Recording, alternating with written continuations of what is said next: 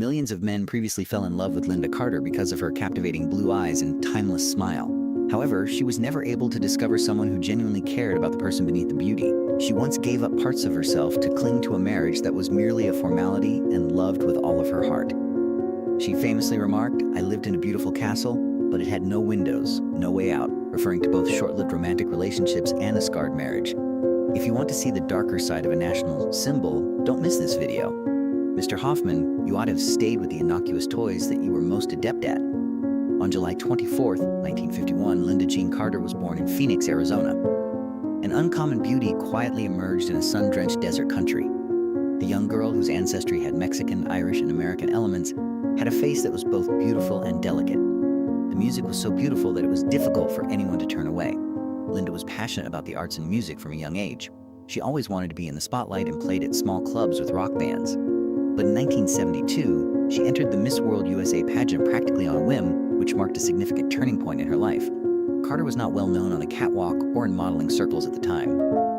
She didn't have a systematic training program or a professional squad, and she even thought she wasn't slender enough by the standards of beauty of the time. However, the judges were struck by the girl from Arizona's unwavering confidence and presence. Lynda Carter looked natural to the point of audacity on a stage full of rigid attitudes and elaborately made-up features. Emotionally charged eyes, long, flowing hair, and a radiant grin, the media at the time even conjectured that one judge had abruptly changed their decision due to her stare. Nobody anticipated that a girl without support from the industry outside of the entertainment centers would become Miss World USA that year. Few people were aware, however, that Lynda Carter declined the majority of offers for racy advertisements and lingerie modeling after being crowned. At the time, these choices were deemed inappropriate for a beauty queen. She once said, "I don't want to be known for the dress I wear, but for the way I walk in it." That was the first statement made by a woman who wanted to control her own fate and recognized who she was. However, Carter lost favor with certain important promoters as a result of that very decision. She seldom ever participated in major advertising efforts after taking the throne. She was referred to as a conservative queen by some in the industry. That didn't matter to Lynda, though, because she had already seen a different route. Not only the stage, but the screen as well, a location where she may share her own narrative. After a string of unimpressive TV parts, Lynda Carter was asked to try out for an unimpressive project in 1975, an ABC-produced TV series named Wonder Woman. Even Carter first had self-doubt.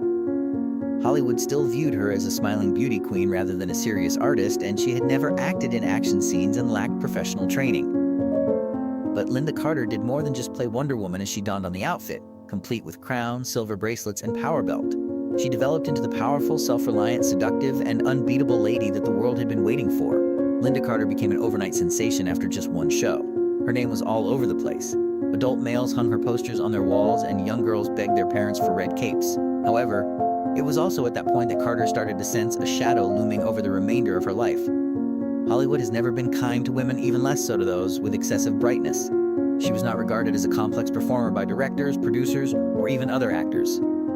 All they saw was attractive eyes, a trim waist, and well-defined shoulders. She was never given meaningful scripts or serious parts.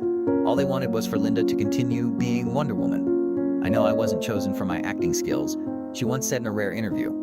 "I was chosen because I looked the finest in that outfit." Lynda Carter grinned in the bright lights. She waved on the red carpet. However, she started to feel deep down like the exact billboard picture of her character. Stuck in place, immobile, and unnoticed. Many people thought Lynda Carter would make her film debut after the series finished in the early 1980s and that Hollywood would welcome such a potent symbol. However, stillness ensued. Directors rejected her, roles fell through, and Lynda Carter's name gradually came to be associated with a single persona, Wonder Woman. One of the most influential talent agents in Hollywood at the time, Ron Samuels, married Lynda Carter for the first time in 1977, when she was at the height of her career.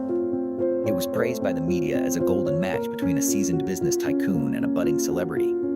However, what transpired behind closed doors was not love. Under the pretense of a marriage, it was a power struggle. Ron Samuels was more than just her husband from the start. Every facet of Carter's career end was under his control. Everything had to go through him, including choosing scripts, scheduling TV appearances, and even picking what to wear or how to respond to interview questions. She once stated, "I couldn't tell which choices were mine and which were his orders." They didn't have kids because their existence together didn't allow for true emotion, not because Carter didn't want kids. Later, Lynda disclosed that Ron discouraged her from getting pregnant, saying it wasn't the proper moment for her career, and urged that she maintain a flawless figure to keep the Wonder Woman image. She felt most cut off from herself and their sex life, which one would think was intense between such a gorgeous couple. Years later, Carter intimated that every private time felt like a performance in which she was expected to be devoted, but on the inside she felt utterly hollow. "I felt like I was lying next to a man thinking about contracts, not about me," she once wrote in her personal journal. Every day was spent under brilliant lights and cameras, but at night, Carter lived in a house full of spooky silence and where all feelings were exchanged in order to preserve an image. Their 5-year marriage terminated in 1982. No common assets, no children, and no genuine emotional bond. All that was left was a woman who was more wounded than ever, but also wiser. Following her divorce from Ron Samuels, Lynda Carter made a commitment to never again allow herself to be used as a commodity in a relationship. She lived in seclusion, stayed out of the spotlight for a while, avoided the media, and declined numerous offers to bring back to the big screen. Carter thought she had discovered real love when Robert Altman, a prosperous financial lawyer who was disinterested in celebrity and entirely outside the entertainment industry, entered her life. After they were married in 1984, Lynda Carter briefly rediscovered what it meant to be a woman. There would be no Wonder Woman, no agents, no flashing cameras.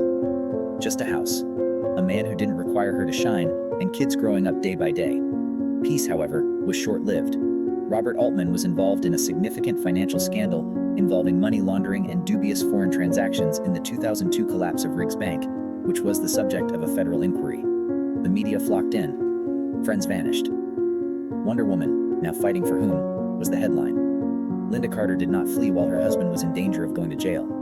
She supported him, showed up at hearings, gave news conferences, and transformed into Wonder Woman in real life once more. This time without superpowers or a shield, just weary eyes and a broken heart.